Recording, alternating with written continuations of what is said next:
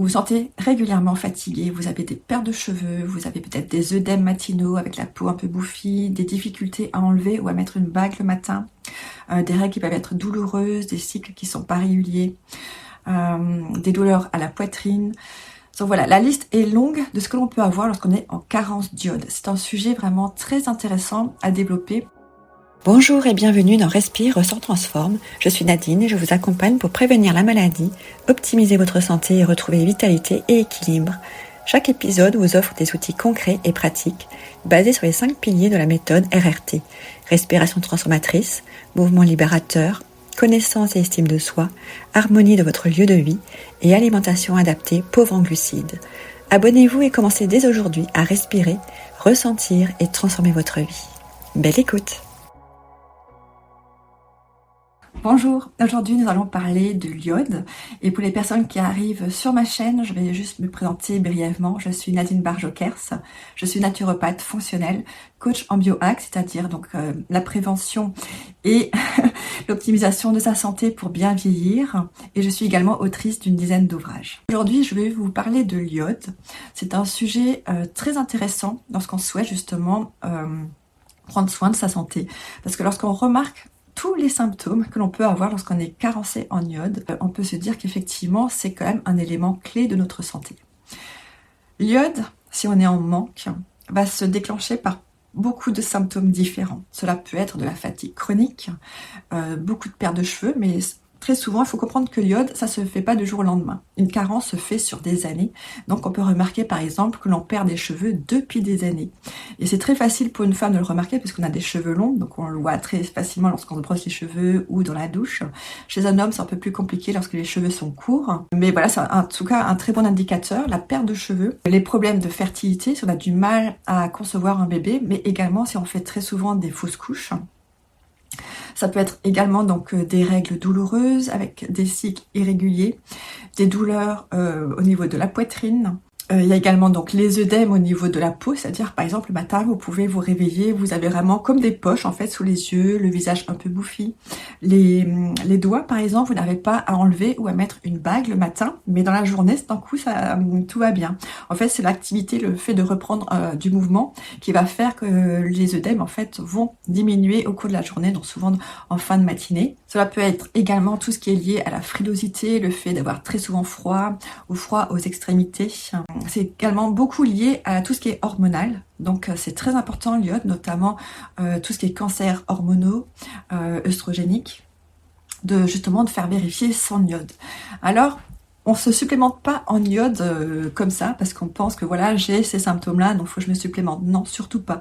Parce que l'iode, si on en prend alors qu'on a déjà le niveau qu'il nous faut, c'est très dangereux. On peut justement enflammer sa thyroïde et nous, on cherche pas à créer des problèmes avec sa thyroïde, bien au contraire. Donc l'objectif avant de se supplémenter en iode, c'est de toujours faire un bilan, une analyse pour être sûr. Alors je précise que tous les symptômes que je viens de citer, la liste est encore plus longue, je vous invite vraiment à aller sur mon site, sur mon blog en fait, respire-ressent-transforme.com.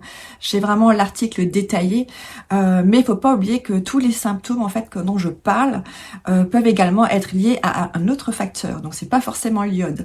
Il faut toujours bien prendre en compte que dans les symptômes, on le trouve dans plein de pathologies différentes ou plein de carences différentes. Donc c'est pour ça que c'est très important de toujours faire un test pour être sûre et certaine qu'il y a effectivement une carence en iode.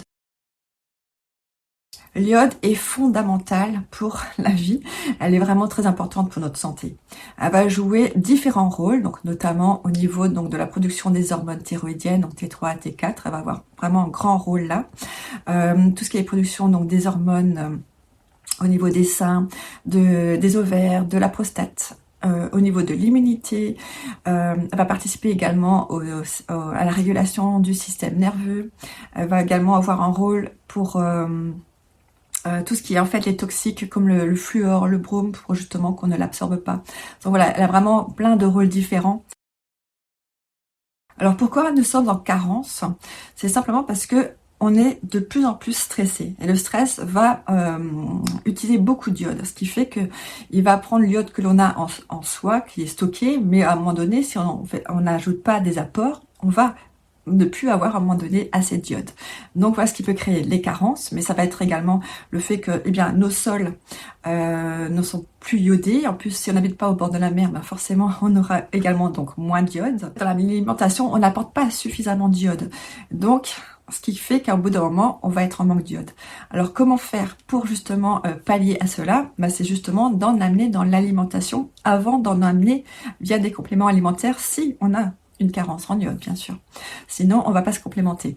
Mais dans l'alimentation, par exemple, on peut prendre l'habitude de manger, par exemple, des tartares d'algues ou des algues, des sushis, par exemple. On va avoir justement la feuille de nori. Il y a également le kombu royal. Il y a le wakame aussi qui a beaucoup d'iode au niveau des algues.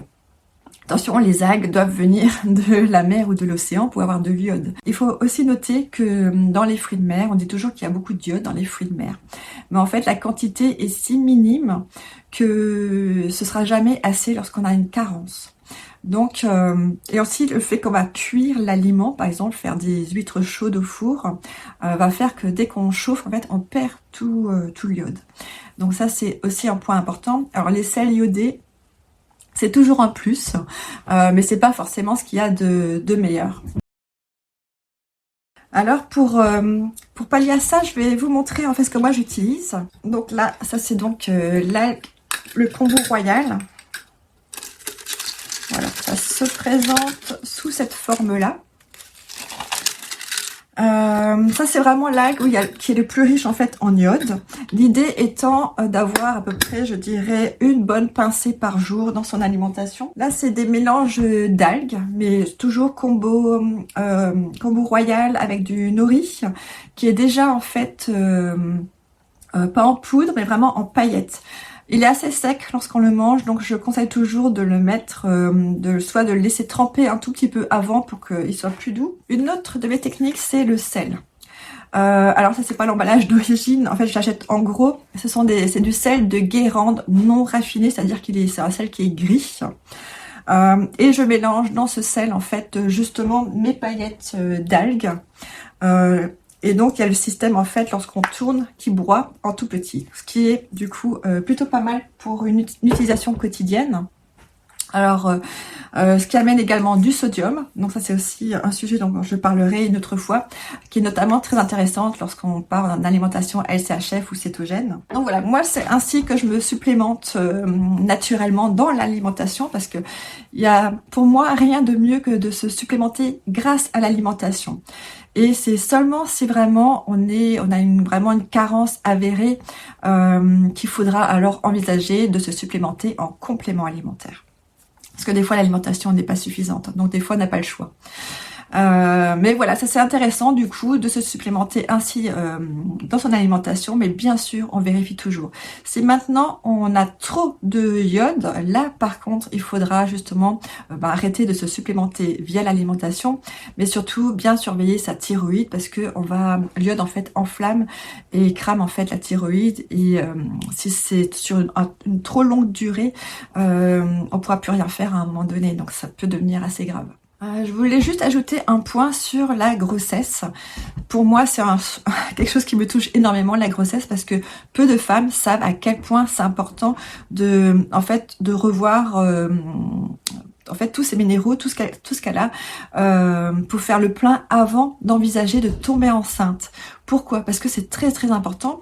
Une maman, lorsqu'elle crée son bébé, elle va lui transmettre justement beaucoup de minéraux, donc elle va se déminéraliser. Mais si elle n'a rien, elle va pas donner grand chose à son bébé. Et on sait à quel point c'est important pour un enfant, pour qu'il puisse bien se développer. C'est important également de vérifier son iode, parce que entre chaque bébé, comme on donne une partie de nos nutriments, si entre-temps on refait pas le plein entre chaque enfant, chaque enfant aura de moins en moins de nutriments. Donc ça, c'est un point très important. Si vous souhaitez avoir un enfant, déjà, l'iode va vous faciliter, va vous aider en fait à être enceinte, va également diminuer certains risques en fait liés aux fausses couches, et donc justement le fait de chaque fois se reminéraliser, refaire le point en fait sur sa situation entre chaque bébé, va permettre justement de donner un maximum à chaque enfant pour qu'il puisse être le mieux possible au niveau de la santé. Comment savoir si on est justement carencé en iode? Pour cela, on voit déjà par rapport à tous les symptômes que je vous ai énumérés plus tôt, ça peut être déjà un bon signal d'alerte qu'il y a peut-être un souci au niveau de l'iode, mais pas que, ça peut être également d'autres problèmes. Donc, pour vraiment déterminer si on a une carence, c'est bien de faire un test. Donc il y a la iodurie, donc c'est-à-dire le iode urinaire sur 24 heures, parce qu'on ne veut pas juste un instant T, on veut voir sur 24 heures si effectivement il y a une carence. Et ça peut être également intéressant de faire le test de la thyroïde. C'est un test complet, c'est-à-dire qu'on va vérifier la TSH, la T3, la T4 et également les anticorps TPO.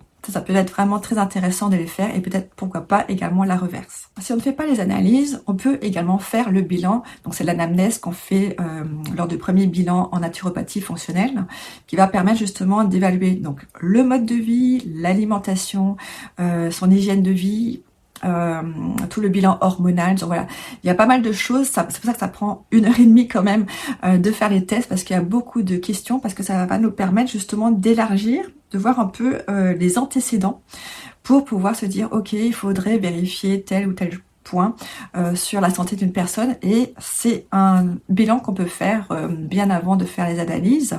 Ça va nous permettre déjà de nous orienter vers certains facteurs. Alors je vais parler de l'allergie à l'iode. C'est souvent ce que j'ai déjà entendu des médecins qui disent à leurs patientes qu'elles sont allergiques à l'iode parce qu'elles ont par exemple mangé des huîtres et elles ont été malades plusieurs fois. Moi j'en parle parce que ça touche personnellement dans ma famille, au point qu'on lui a dit qu'elle risquait de mourir si elle remangeait encore une fois des huîtres. En fait, ça n'a rien à voir avec l'iode. Si on était allergique à l'iode, on aurait un gros problème puisque on a de l'iode dans notre corps naturellement. Donc, je veux dire, on en a tous dans notre corps. Donc, c'est pas une allergie à l'iode en elle-même, mais c'est une allergie soit, par exemple, au mollusque ici, donc de l'huître. Donc, ça peut être lié à la protéine qui est dans l'huître, mais ça peut également être à une bactérie ou à une toxine en fait qu'il y avait dans le mollusque. Donc ça n'a rien en fait à voir avec l'iode dont on a besoin. Après, ça peut aussi être des problèmes digestifs, c'est-à-dire qu'on a tendance à avoir justement des soucis digestifs, une inflammation digestive, un SIBO, donc peu importe, ce qui fait qu'il y a certains aliments qu'on a du mal à digérer. Et donc c'était peut-être le cas avec par exemple cette huître. Donc il faut bien comprendre et faire attention à ce que le médecin peut dire, parce que par exemple sur ce cas-là, c'était pas juste du tout ce qui a été dit à cette personne. On n'est pas allergique à l'iode, sinon on aurait vraiment un gros problème. Ensuite, par contre, on peut effectivement être allergique à l'iode, mais c'est pas le même que celui qui est dans les aliments.